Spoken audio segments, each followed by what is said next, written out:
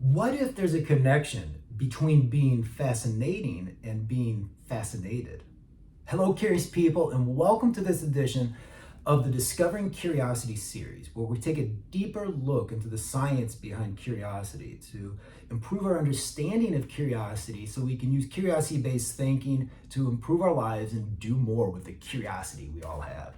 In today's edition, we're going to take a deeper look into one of the four curiosity profiles. Now, we mentioned these four profiles in an earlier video. I'll post a link below, but I want to go back to that same article titled The Five-Dimensional Curiosity Scale, capturing the bandwidth of curiosity and identifying four unique subgroups of curious people.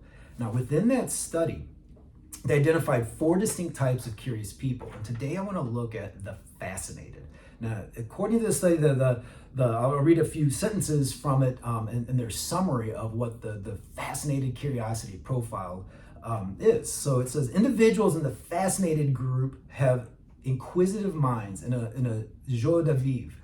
These individuals are social, enthusiastic, assertive, aspiring people who love to be in the know and are influential leaders and doers who thrive on the unpredictable and see life as an adventure. Now, doesn't that sound like who you might want to be or even who you want to be around, right? Well, it goes on, it says they, the fascinated, have a variety of passions that translate into wide-ranging expertise.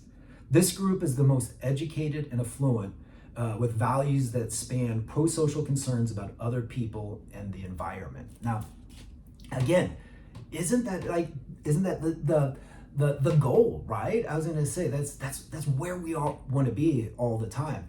But something I want to stress too is that imagine if that's not just you, that your personality having all those attributes. But imagine, what if that's your neighbors? What if that's your colleagues? What if that's your family? What if that's like your community? Could you imagine a world who not only possess but act upon all those values and those characteristics, right? And that's the great thing about curiosity and how we can use curiosity-based thinking to achieve this, because this isn't like magic, and it's not like, well, some people have curiosity but others don't. We all have the ability to achieve what I just read. We all have the ability to be fascinated and have this and navigate life with this not just fascination and not just curiosity, but this fascinated curiosity in all we do. And the goal is, how do we get as many people there as possible?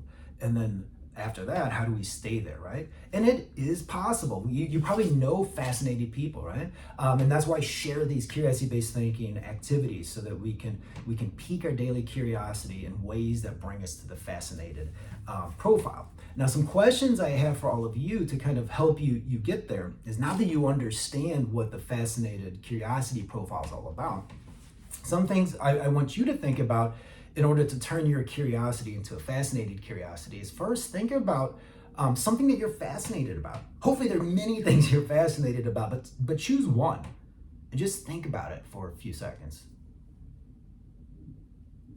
Now, how do you feel? All right? Think about how you change when you just even think about something you're fascinated about, much less start doing or diving into it or switching on that curiosity about it. Now, what if that feeling that you had, what if you could feel like that all the time? Or you could switch it on or off when you need it or didn't need it, right? Or you could take something that you're not fascinated about, but have that feeling when you think about it, or that feeling when you approach it, right? Well, that's what we can do with our curiosity. That's the good news. Now, it may take some work. It may take, as we mentioned before, working out your daily curiosity. If you're not there yet, and even if you are there, it's just like exercise. The first step is making sure that you're intentional about being curious on a daily basis.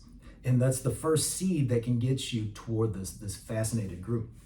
Another thing I wanted to ask you about is think about, you probably know people in your life who exhibit these characteristics, right? Think about the most fascinating person in your life, or think about the person who's the most fascinated about things.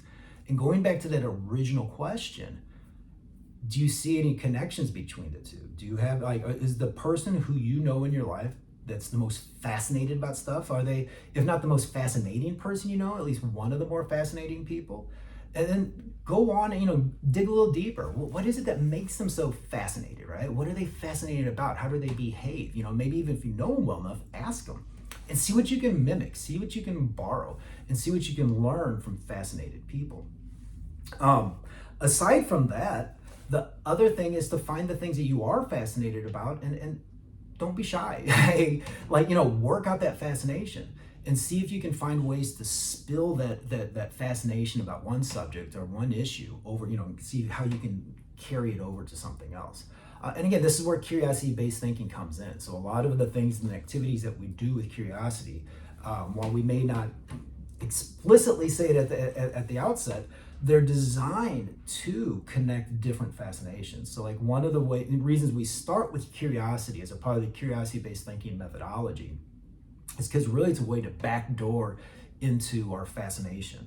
And when you ask somebody to get curious about something, and when you ask somebody, again, whether it's a student, whether it's a customer, whether it's a coworker, whether, whomever, when you engage them in a way that starts with their curiosity, in many ways it's an invitation to let them approach whatever you're about to ask them or do with them in this fascinated curiosity profile, right?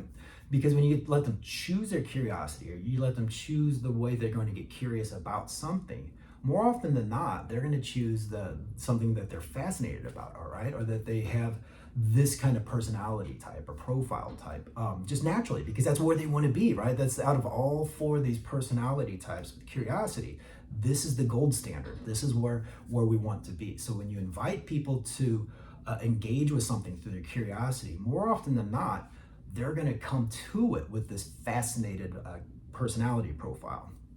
And then with that, again, regardless of what you go on to do beyond that, it's going to make things much smoother between both of you as you carry on using this fascinated curiosity profile. So yeah, we'll keep exploring this a little more in future videos. We're also going to dig into some of the other personalities associated with curiosity so that we can distinguish between them all, and then better learn how we can be more intentional with our own curiosity so that they can take us from where we are to where we need to be. Thanks again for your curiosity on curiosity, and until the next edition of the Discovering Curiosity series, stay curious. Thanks a lot.